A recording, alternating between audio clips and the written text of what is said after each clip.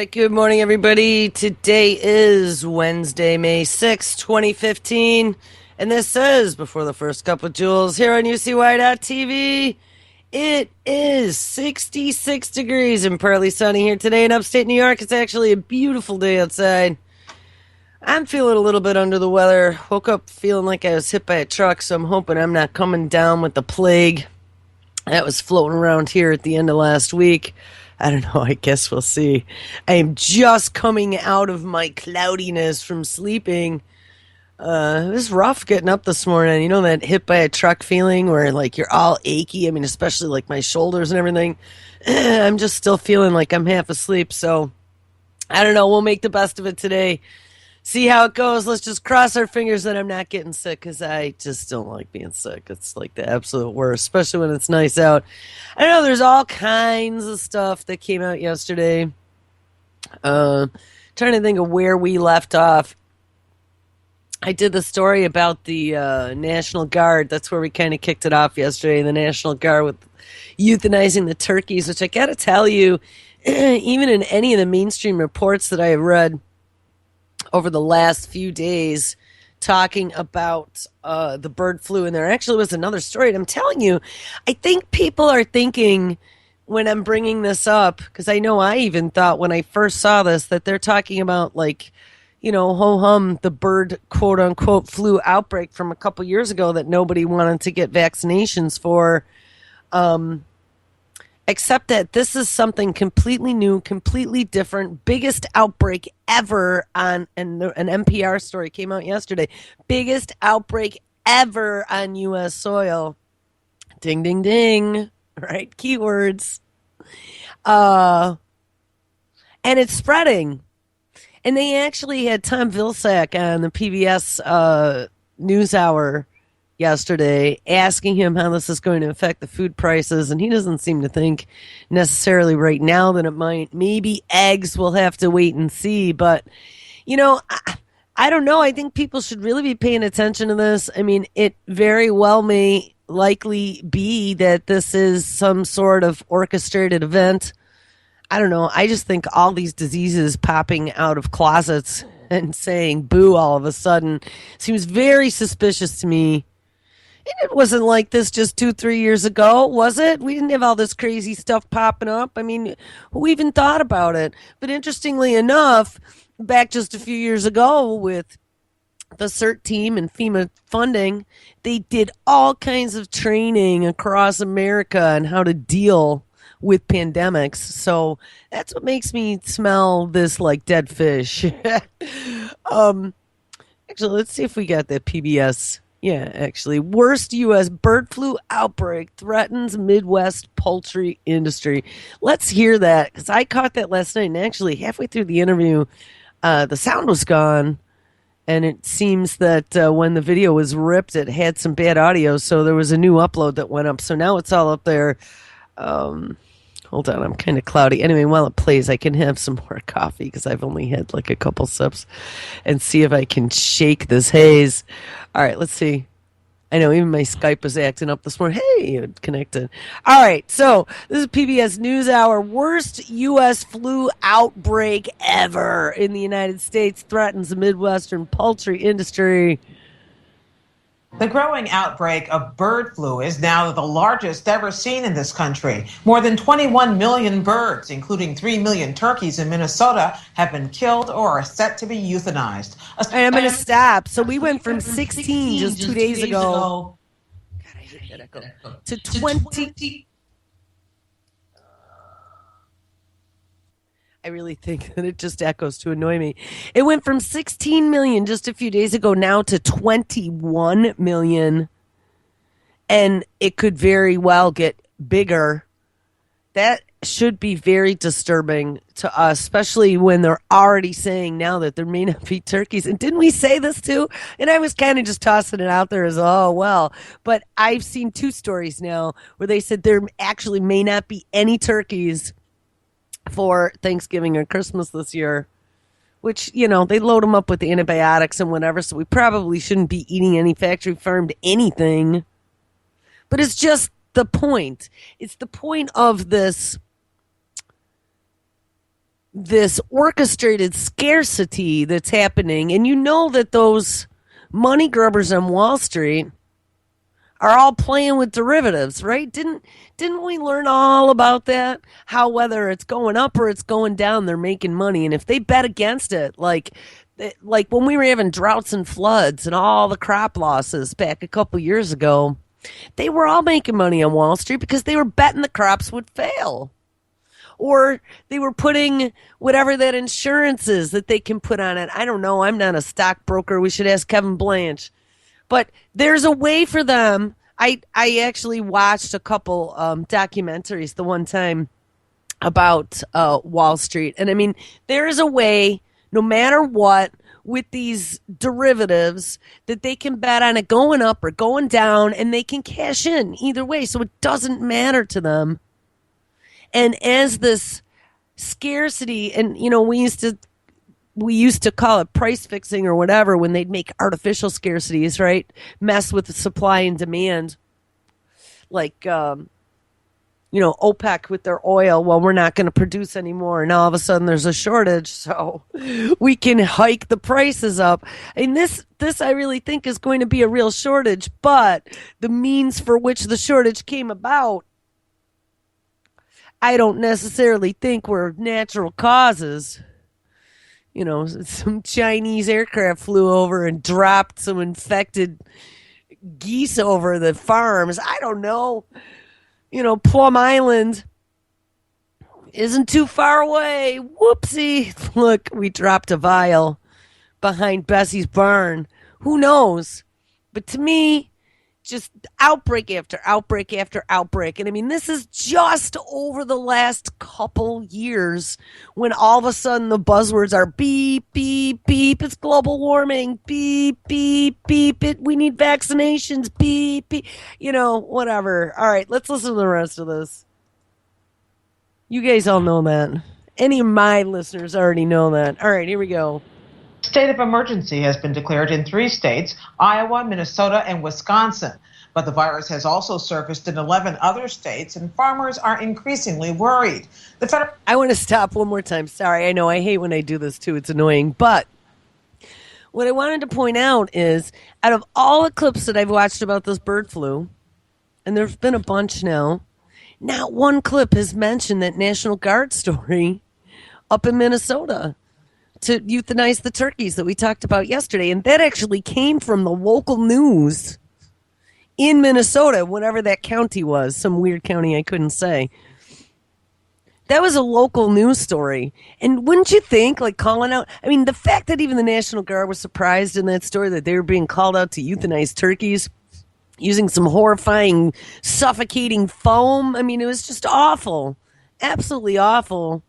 But don't you think that as a part of the worst bird flu outbreak ever in the United States, with 21 million chickens and turkeys euthanized or yet to be euthanized, don't you think PBS, they make themselves out to be so pseudo-intellectual and tell the whole story and tell the truth? Don't you think that would have been like a big deal to add to the story?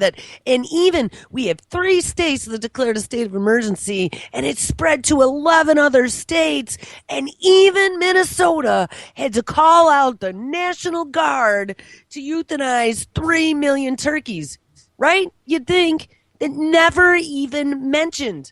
I have not heard it mentioned in anything. So, all right, except for that local news story, like I said. All right, let's back this up just a little bit so we can get her without my interruptions. Wisconsin. But the virus has also surfaced in 11 other states, and farmers are increasingly worried. The federal government today agreed to add another $330 million to the $84 million in emergency funds it has already set aside to help cover farmer claims. U.S. Agriculture Secretary Tom Vilsack joins us now. Secretary Vilsack, you're a proud son of Iowa. How would you total up the economic impact so far? Well, Gwen, I think you need to put this into proper perspective. It's certainly devastating to every individual farmer who's experiencing this, but this represents about 1/3 of 1% of all the chickens and turkeys in the country today. So it's devastating for the individual farmer, and we are there to help and work with that farmer to get through a very tough time.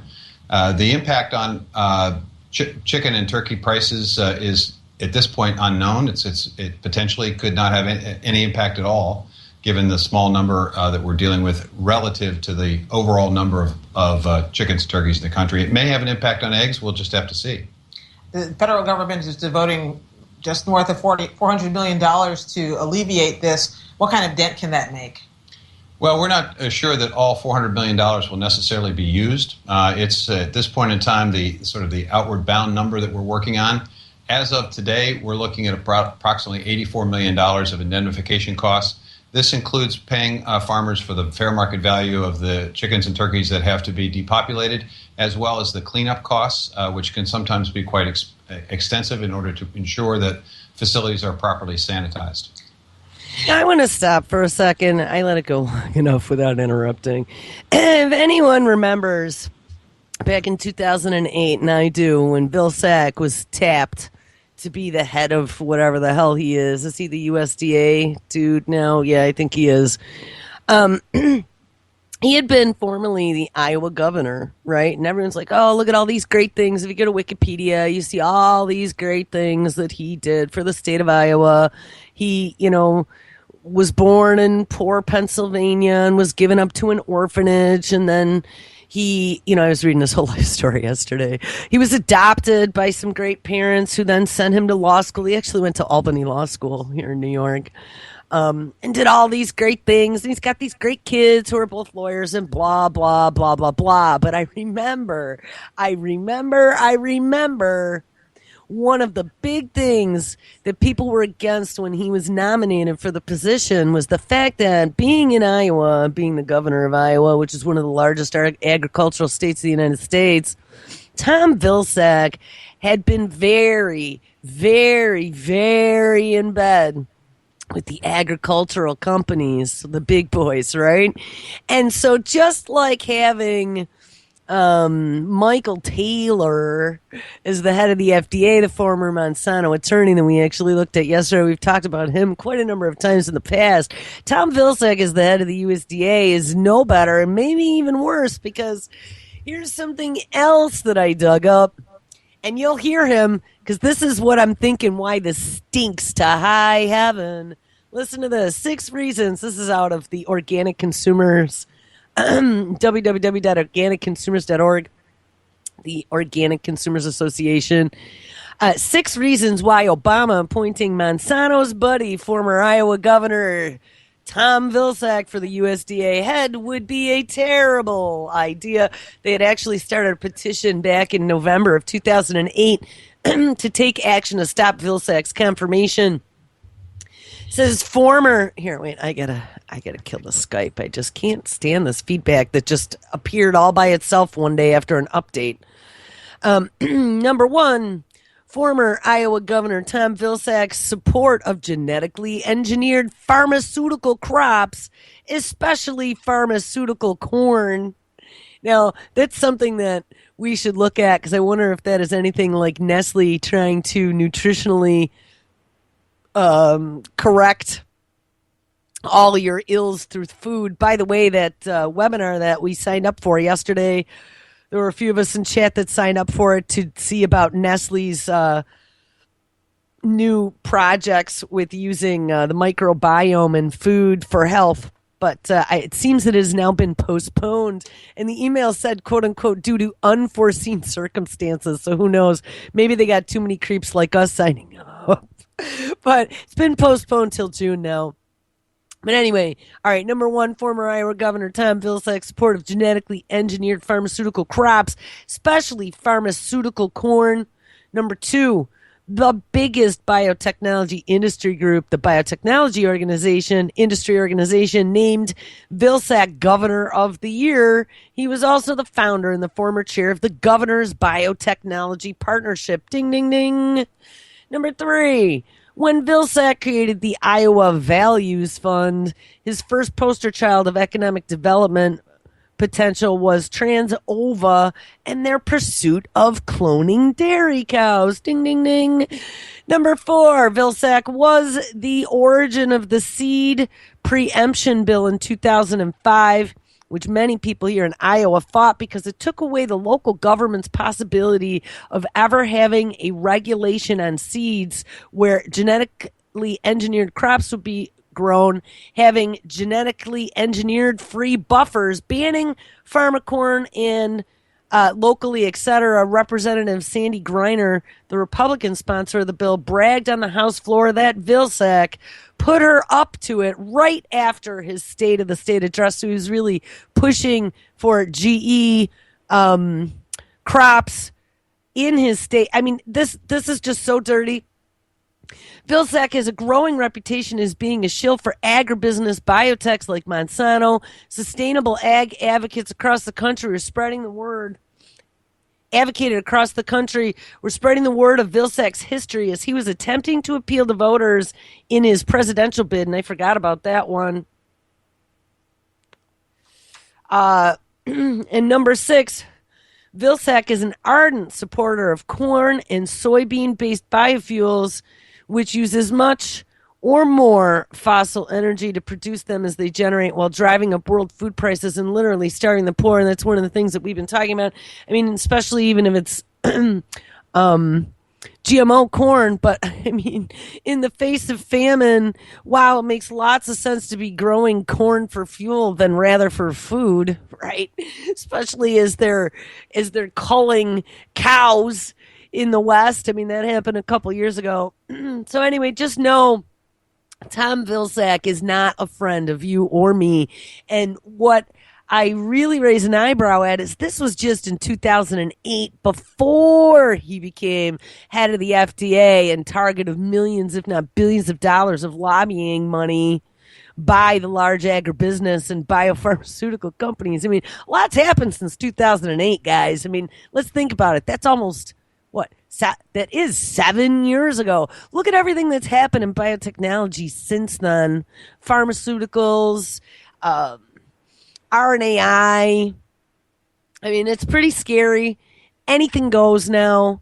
No labeling. They have it all in their pocket. So, all right, let me find where the hell I had that video open. Here we are. So, all right, let's listen to the rest of this video now. Where did this come from?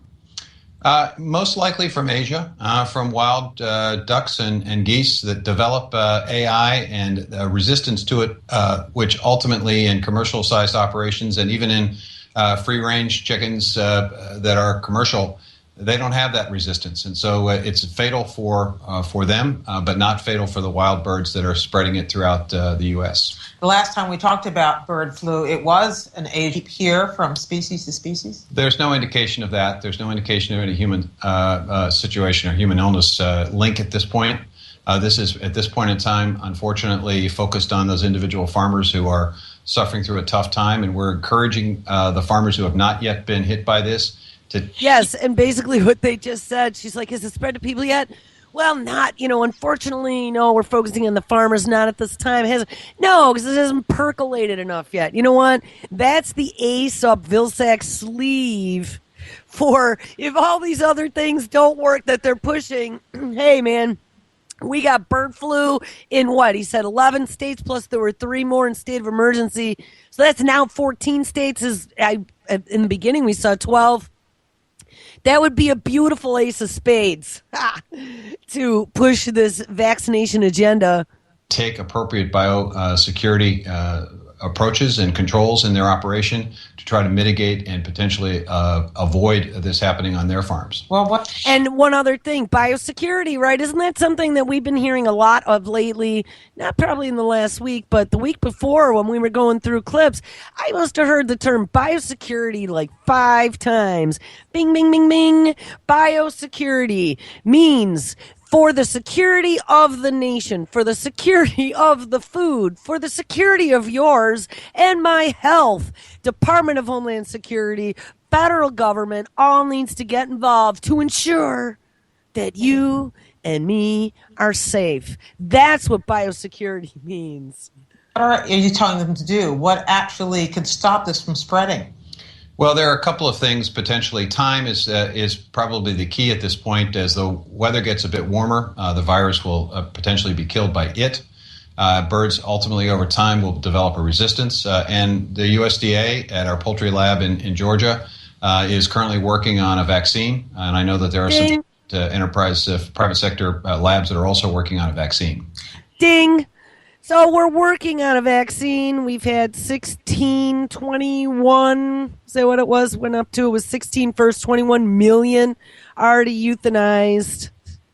Vaccinations are coming, so don't you worry, because all my friends in biopharma are planning on making bazillions, and you better believe Mr. Tommy Vilsack probably bought some stock options.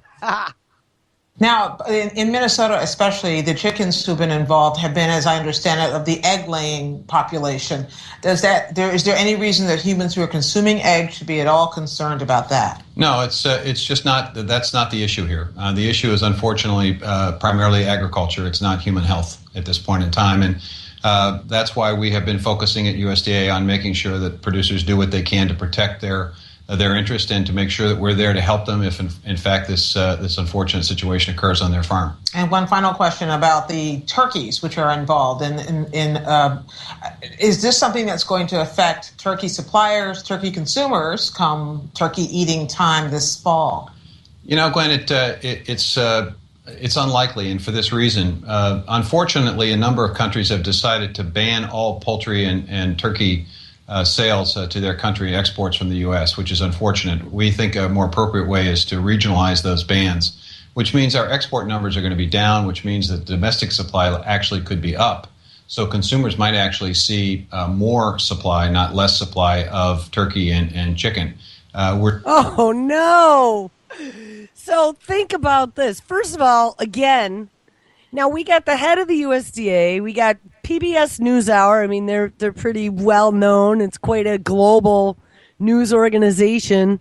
They literally now are talking about the turkeys and the effect on the turkeys, and they still don't mention the National Guard having to euthanize. And you would think deploying armed services on U.S. soil to go cull poultry would at least make a sentence in a story, but it doesn't. But all these other countries now ban turkey imports from the United States over this.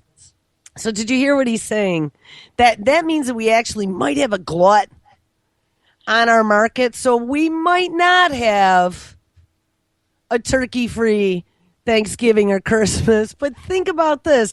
He's so certain right now that there's no threat to people in the eggs or in the meat or anything like that. I mean, I don't know. It's a virus. But on the other hand, who knows what kind of virus it is? Who knows if this is a natural virus, if this is an orchestrated in the lab virus from one of his friends? Just remember that he said they're working on a vaccine. And wow, wouldn't that be freaky if we find out after we eat all this shit that it makes you sick and you get the flu? You know, that could always happen. I'm not saying, I'm just saying. I don't like this at all. And the poisoning of our food supply is probably the one thing that we need to really pay attention to now, because it's happening from so many different fronts covertly, just from the nanotech and all the other crap they're putting in there. Actually, I saw Heather Callaghan. I've been trying to throw the flag up for a long time and say, Heather, you got to see some of this crazy shit that's going on. And I see now Heather has actually done some excellent stories on the technology. There was one just the other day where she was looking at nano in food, that if I can find it quick, we might look at that. And just some of the crazy shit. I mean, it's happening. And there are no labeling laws. Remember that. GMO, nanotech, there's no central agency that is doing any research. Every company has their own R&D lab, and it's all deemed safe. We're going to go back and actually finish that story that we started yesterday about the genetically engineered apples and potatoes, because they talked a lot about that. And that's where we actually got down to Michael Taylor and the rubber stamping of all the FDA saying an apple is an apple is an apple, regardless if it has single or double stranded RNA in it. And that's bullshit. That scientist out of New Zealand says that's absolute bullshit. So, all right, last 30 seconds here of this Tom Vilsack. We're still uncertain in terms of the impact on eggs. We about 100 billion eggs a year are produced. Iowa, obviously being the number one egg producer, represents roughly 9% of overall egg production. So we're still looking at relatively small percentages of the overall food supply. Secretary of Agriculture Tom Vilsack, thanks so much. You bet.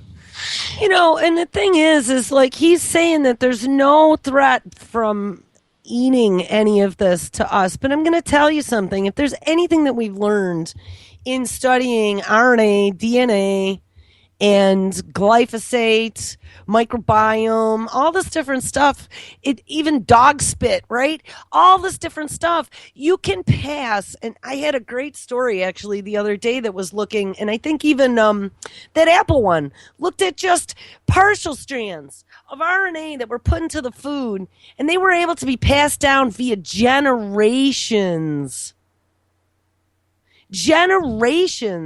So if we have fragments of this bird flu that gets potentially passed into the eggs, and we know that it's possible because of Dr. Huber talking about some of the research that he's done with just the GMO crops, the horses and the cows eating the GMO alfalfa, and they've been finding it in the placental tissue and in the offspring. We know that it passes the blood barrier, the blood-brain barrier. It gets into our circulatory system. We know this shit travels a lot farther than they potentially thought. And if GMO crops, let's say, if some of the substances that they're putting into these GMO crops, let's say, are ending up in the placental tissue, then it really isn't that much of a stretch to think that some sort of virus or illness isn't going to be passing into the egg. Remember, the egg isn't food. The egg is offspring. We just happen to eat the offspring before it becomes offspring. I don't know. I'm actually pretty afraid of eating eggs right at the moment, thinking that who knows?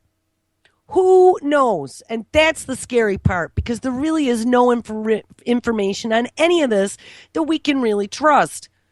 There's a story, too. Just before I came out here, I ran across. We're going to hit this one, too. Sorry, guys. I'm actually not feeling too hot at all. Flawed medical research may be ruining your health and your life, is what this one is called. And we've been harping on this one for a while. There is a cancer eating at the core of medical research. You most likely heard of medical reports touting the effectiveness of a diet plan, a new drug, a supplement, or a medical procedure. Yeah, don't ever order anything off the TV that tells you this new and improved. You may have even decided... Sorry, there was an ad that came down. I had to click it. You'd even decided on a course of action based on these findings, only to find out later that they've been refuted by new studies. Strikingly, the odds are that studies that influenced your decision, and possibly the decision of your doctor as well, were wrong. Ding, ding, ding. Yes, we've talked about that. This is the FDA protecting your health. We are bombarded by medical research studies that don't stand the test of time and potentially cause serious negative health outcomes. Perhaps because of this, you become jaded about the newest health findings. I don't wish to dissuade you from how you feel. In fact, this article will show you how untrustworthy medical research is and what you must do to protect yourself and your loved ones. And that's what kills me, is that they just keep coming out, pointing to these studies every single time for this anti-vaxxer argument. Look at the studies. Look how perfect. Look, you people are stupid and crazy because, look, the studies show you're wrong. Don't believe anything. It says medical research is fraught with incompetence, careerism, and fraud. And in April 15, 2015 edition of Lancet, the UK's leading medical journal, editor-in-chief Richard Horton said, quote, "The case against science is straightforward. Much of the scientific literature, perhaps as much as half, may simply be untrue. Ominously went on to say, quote, science has taken a turn toward darkness, unquote. This is the editor-in-chief of Lancet saying this. Science has taken a turn toward darkness. How many times have we said that? Mad science gone mad. I mean, science isn't bad. I have a friend who tells me that I'm just anti-science, anti-technology, anti-moving forward. And no, that's not the case. I've spent many years learning about this stuff because I find it interesting and I find it very exciting. But we have a dystopia in our future. This is not being moved forward by people with our best interest in mind, and that is the difference. So science has taken a turn toward darkness. I would have to agree. As early as 1996, voices were being raised about the scandal in medical research. Douglas G. Altman, head of the Medical Statistics Laboratory in the UK, asked the following question in the British Medical Journal, the BMJ. Quote, what should we think about researchers who use the wrong techniques, either willfully or in ignorance, use the right techniques wrongfully, misinterpret their results, report their results selectively, cite literature selectively, and draw unjust conclusions? Very nice. His answer, we should be appalled. And, you know, this was in 1996. Remember some of the things that we were hearing about yesterday is when they, and I mean, I've found this now multiple times. I have been able to trace the beginnings of all my health problems back to the early 90s. Two things happened. I discovered that that's when they first started experimenting with GMOs in food without any of our knowledge, number one. And number two, that's when I got my one and only free flu vaccine in college because they convinced me living in a large complex with lots of people that it would be in my best interest to get a flu shot. Two things that happened, and I've had 25 years of trying to recover from that. His answer, you should be appalled. Yet numerous studies of the medical literature have shown that all of the above phenomenon are common, and this is surely a scandal. Yeah, I wonder how long he kept his job. Opening your mouth about all lies doesn't help your employability. In 2005, Dr. John P. A. Ioannidis, currently a professor in disease prevention at Stanford University, published the most widely accessed article in the history of public library science entitled, Why Most Published Research Findings Are False. Well, kudos to a professor at Stanford who actually would go out on a limb like that. I don't know. There's a link to it. I should probably check that out at some point later. It would be probably an interesting document to read. In the report, he stated, there is increasing concern that most current published research findings are false. Most. And that, quote, in modern research, false findings may be the majority or even the vast majority of published research claims. I mean, come on.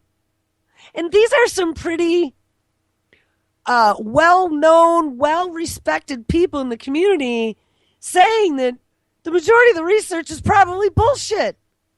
So when we have all these smug liberal assholes, oh my God, half the people that I've known at some point in my life are one of those smug lefty liberal assholes. And thank God I am no longer one of those, because I used to be. Know everything. Liberal, suck it up. Eat everything that they feed you and believe it, and then go just parrot what they say. I mean, seriously.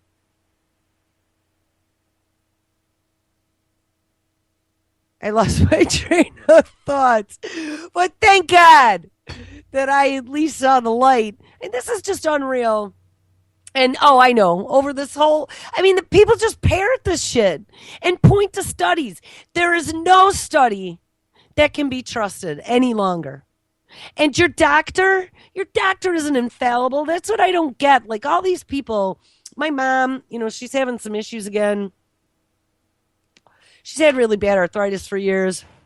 And they keep putting her on all these stupid medications. I'm like, you got to find some other way to deal with it. So, of course, what happens? They put her on some new arthritis medication last week. She calls me up. She thinks she has shingles. She's covered from head to toe in these painful spots. Doesn't she go to the doctor? They say, oh, it's an allergic reaction. And they send her home. Well, it's not getting any better. Stop taking the medication. I had her do a liver cleanse with some lemon and warm water. Then her leg all started to swell up, so she thinks she has a blood clot. I mean, this is just unbelievable. Don't listen to your doctor. Your doctor doesn't have any clue. And I mean, maybe listen, maybe take it as one of 10 pieces of advisement in your decision. But don't sit there and have someone tell you what the problem is. I've had so many arguments over the years with my doctor, with my own diagnoses over theirs. And you know what? I was always right. They weren't. No doctor, though I had a few doctors that were good. They became friends of mine, and they learned to work with me. We worked together. I would bring them research and we'd dig into things. But I mean, how many people have had doctors like that? And I've had many who look at you like you're a stupid person, and how could you possibly, anything you find in the internet, and they roll their eyes, how could you possibly know or find any more information than they can? Well, I could guarantee you that I spend way more time researching than most primary care physicians, and especially if it's on my personal health care problems. Who has a stake in that?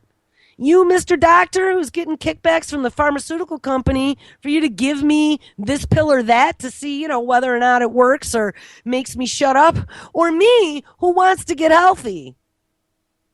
Anyway, all right, don't get me on a rant here. I'm going to finish reading this story. So anyway, this professor out of Stanford, he says, in modern research, false findings may be the majority or even the vast majority of all published research claims. Ionis's research model indicated that up to 80% of non-randomized research studies, which is the most common kind of study, are wrong, along with 25% of randomized trials, which is the supposed gold standard of research. Incredulously, these studies are published in the top peer-reviewed medical journals. And we just saw back a few weeks ago, right, there were all those reports then about the FDA fraud, allowing all this shit to be published. And even when something comes out after the fact to show studies being false, they were never redacted. So the FDA is just perpetuating this absolute disaster in any type of real research. These numbers indicate what much of our physicians prescribe. These numbers indicate that much of what our physicians prescribe us then is wrong. Our doctors are using research to inform their medical decisions. Decisions of like what drug to prescribe, what surgery to elect, and what health strategy to adopt. Here's the thing. Again, always be careful what you ask for, just like looking at the whole police brutality issue, saying how much cops suck, and gee, we need to do something. Careful what you ask for, because RoboCop is right around the corner. In the same vein, as we're sitting here going, oh, look at how we can't trust anything anymore, and our doctors don't know what they're doing, and our scientists are lying to us. Don't forget Watson, IBM's Watson, whose first big job is to become the backbone to Obamacare and VA health, socialized medicine in the United States, is right around the corner. All right, these numbers indicate much of what our physicians prescribe us is wrong. Our doctors use this research to make their informed medical decisions, what drugs to prescribe, what surgery to elect, and what health strategy to adopt. They are making crucial treatment decisions for depression, Alzheimer's, type 2 diabetes, cancer, obesity, etc., based on bad, incomplete, or hidden medical research. Remember Vioxx? Hormone replacement therapy, anti-arrhythmia drugs, high carbohydrate diets. The lives of hundreds of thousands of people were damaged or ended prematurely. And absolutely, guys, guinea pigs, that's what we're here for. I mean, I would even go as far to say that some of this research is probably fraudulent on purpose, right? To just get their stuff out there to see what's going to happen once it's been rubber stamped and the genie's been let out of the bottle, and now they have the real-time guinea pigs that it doesn't cost them anything to get the research numbers. All right, what's wrong with medical research? I mean, do we really want to go in here? I know what's wrong with medical research. There's research bias, there's publication bias, and there's conflict of interest. And what can we do to protect ourselves? Well, I can tell you, don't believe anything that you're told. Do your own research. Given the distorted, corrupt, and unreliable state of much of the medical research, what can we do? Well, short of ignoring all the research altogether, there are ways that we can protect ourselves. In his book, Wrong, David Freeman lists some practical measures that we can take to evaluate the reliability of medical research. You can tell if a medical research study is probably wrong if A, it's too simplistic, universal, or definitive. It touts a cure for cancer. Yeah. Line up for your nanobots, your self-replicating 3D nanofactories. If it touts a cure for cancer, obesity, and aging, and guess what? We've seen cancer. I just saw a cure for obesity yesterday. And of course, there are all kinds of studies going on how to reverse aging. Remember the immortality projects. B, it's supported by a single study, small studies, or animal studies. One small study of mice proving a cure for dementia does not mean that a cure actually exists. More study is needed. C, it claims to be groundbreaking. The truth about heart disease has finally been discovered. D, it is being pushed by people or organizations that will benefit financially. Ding, ding, ding, ding, ding, ding, ding. E, it's geared toward preventing a recent trauma or occurrence from happening in the future. A quick fix to solve serious and complex problems. And F, I would add that the association does not prove causation, and that is a problem that people make in logic. Unless a study is a randomized control trial, it cannot prove that one thing causes another, such as red meat causes heart disease. And you know, that's very true, because what we're finding on a daily basis is that we know less and less about how the human body works every day as we discover more. The whole microbiome is something that they never even looked at, and it's massive. There are so many things that affect other things, and it's a cascade effect. It's a network. It's a biological network. And remember, one of the first laws of physics is for every action, there is an equal and opposite reaction. And the way to stay healthy is to keep everything in balance. So as soon as things go out of balance is when you start to get illness.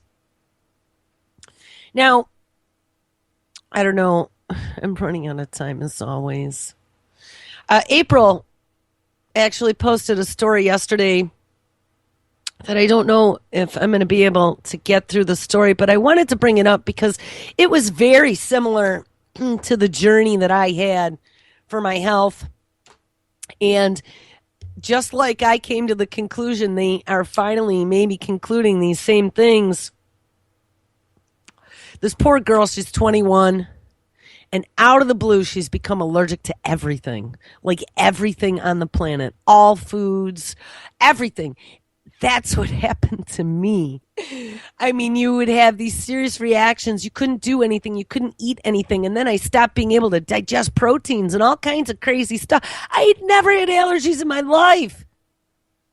And what they're really starting to think, and if you really dig deep into it, an allergic reaction, and then your allergies actually progress to autoimmune disease, which I had many conversations with my allergist about that, and he told me they had nothing to do with each other. And I was trying to point out to him how if you looked at the macro and you backed up, they were basically the same mechanism. Just one was for internal threats and one was for external. And now, isn't it interesting, 20 years later, we see that they're part of the same department. Immunology and allergy are part of the same group now. When you go to an allergist, he's an immunologist. But back in those days, they weren't. They were two separate groups that thought that they had nothing to do with each other. But as they're injecting us with these vaccinations that have these adjuvants and all these other crazy ingredients that are messing around with our immune systems. And now, right, we find out since the 90s, they've been putting shit in our food that we don't even know what it's going to do. And the more and more studies that come out here about genetically modified ingredients in our food, we're finding out that they're causing, I mean, that bee study we read yesterday about just putting one RNA strand from a jellyfish into the bee food changed over 1,400 genetic changes after one feeding in the bee, some of which were critical to life. How is that affecting us? So I definitely 100% think that it is all connected beyond a shadow of a doubt to me. I mean, having lived it, this isn't like I'm sitting here just reading articles. I lived this, okay? I watched this progression happen to myself, and I was helpless because nobody knew what it was. Cancer. That was all they taught. I said it before. I must have been diagnosed with cancer at least 15 times. And I'm still here. And it apparently wasn't cancer. I even had to go to a cancer hospital for 3 years because my blood all got messed up. I had a hematologist. I mean, it's just unbelievable. Till I took matters into my own hands. And then my hematologist is like, I was just ready to have to go for a bone biopsy. And they told me it was some crazy bone cancer or leukemia. And that was when the light went on. And I changed my diet. And I started doing green tea and ginger. I'm trying to think what the other thing was. Diatomaceous earth. And when I went for my next visit 6 months later, he's like, wow, your blood numbers are back to normal. How they keep doing what you're doing. It's the food. Anyway, let's read just a little bit of this. It is titled, What is it like to be allergic to everything? For some, food allergies are simply an inconvenience, a health condition that means PB&Js are out of the question. But for Bryn Duncan, 21, they are constant and potentially fatal, a guessing game. Some days, she can eat small portions of mashed potatoes, for example, and on others, that same food would send her immune system into a life-threatening overdrive. Same goes for fruits, vegetables, milk, soy, nuts, as well as other triggers such as smoke, perfume, and the sun. And, you know, they actually, down in this story, they talk about one of the ways they've been able to control it, at least for now, is to control the histamine reaction. I was just having a conversation with my mother about histamine reactions yesterday with these drugs that they put her on. And that's your body reacting and causing this inflammation that, you know, that's the root of all disease is inflammation in our body. And when you're allergic to something, that's what happens. You swell and your body starts to produce histamines. Well, that's where antihistamines come in. Well, this girl now, they at least have things under control by having this, literally, they have an automatic intravenous Benadryl pump that pumps Benadryl into her system 24/7. Now, I can tell you that I probably lived 7 years on daily Benadryl. That was the only way that I could make it. I used to be covered in hives, sick. I couldn't digest. I was so tired. They thought I was dying. They didn't know what was wrong. And Benadryl saved me. But like, how insane is that? And it's our body saying, hell no. Get this genetically engineered garbage that you people are injecting and feeding to us out of our bodies. I mean, shouldn't that be like the biggest telltale sign? And as these diseases go off the charts, and they talk about the fat Americans. Well, you know where the fat Americans came from? I was actually thinking about this when I was sleeping last night. The fat Americans came from them putting like things like high fructose corn syrup, which not only is it devastating to our ability to properly process food, and especially the fact that most of the corn is GMO, but it's addictive. It causes you to get the pear shape. It's the American disease. It's the shit they're putting in our food. It says anyway, this girl, Duncan, they're diagnosing her with a rare condition called mast cell disease or mast cell activation syndrome. Mast cells are there to protect us against parasites and other things that could attack our bodies, says Dr. Castell, Associate Director of the Mastocytosis Center at Brigham and Women's Hospital. They can also be active when patients are allergic to, say, peanuts. And although Duncan has a normal number of mast cells, hers are unusually active, releasing unnecessary amounts of inflammatory chemicals such as histamine and prostaglandins. And you know what? That's the one thing I really wish my immunologist would have looked at some of the other things going on in my blood, because I do remember that one of the things they kept finding when they had me going to the cancer hospital was that there was a substance called IG something in my blood that was always elevated. And they kept telling me how weird that was, because typically the only time you ever see elevation in that is when you're having a serious allergic reaction. Anyway, it says this mast disease can lead to a bevy of symptoms ranging from the uncomfortable itching, flushing, diarrhea, mental fogginess to life-threatening anaphylaxis. This poor girl in her blog states, quote, mast cell disease causes me to be allergic to just about everything. I have so many severe food allergies that I rely on a feeding tube to provide me with the proper nutrition. Guys, this is very dubious, because as more and more people start to come down with this syndrome where their bodies are reacting to these poisons that are being put into them. And we're finding now from real researchers that we could trust, Dr. Huber being one of them, that when we're ingesting this stuff, they're literally going in and changing our gut flora, changing our ability to absorb nutrients. And as this continues, we become sicker and more malnutrition. Eventually, which leads to us, of course, dying if we don't figure it out. Or, here comes Nestle with their nutraceutical, pharmaceutical food on the horizon to cure you. It's very disturbing. Anyway, we'll read one more paragraph here, and then I want to hit one more thing. It says, to be diagnosed, a patient must respond to medications that control mast cell activation, such as antihistamines. So I should dig into that mast cell activation, because I bet you that's what it all came down to. I've never heard of that before I read the story yesterday. To control mast cell activation, such as antihistamines and other conditions with similar symptoms, like Crohn's disease, which, yes, that would be the swelling intestines every time you ate something that felt like you had something stuck that wouldn't move for a week in your digestive tract. Duncan was diagnosed in 2012 after a grueling 7-year search for answers. See, I'm not alone. I should contact this girl. I would be very interested. And she is being treated with Benadryl, but not in the way that most of us take the drug. She requires a 24/7 Benadryl pump, giving her body a constant supply of the antihistamine and cutting the number of drugs she needs to take by half. But I'm going to tell you something when we discovered about Benadryl.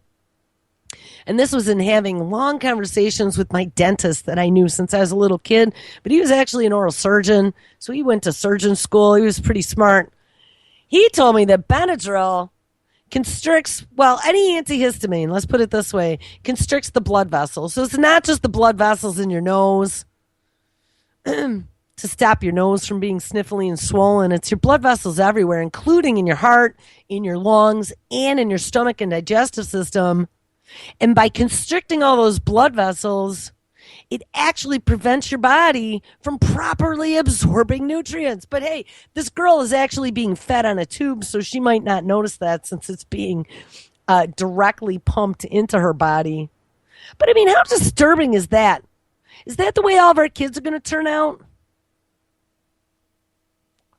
I don't even know what to say to that. So where do we end up here? I don't know. I got about 2 minutes left.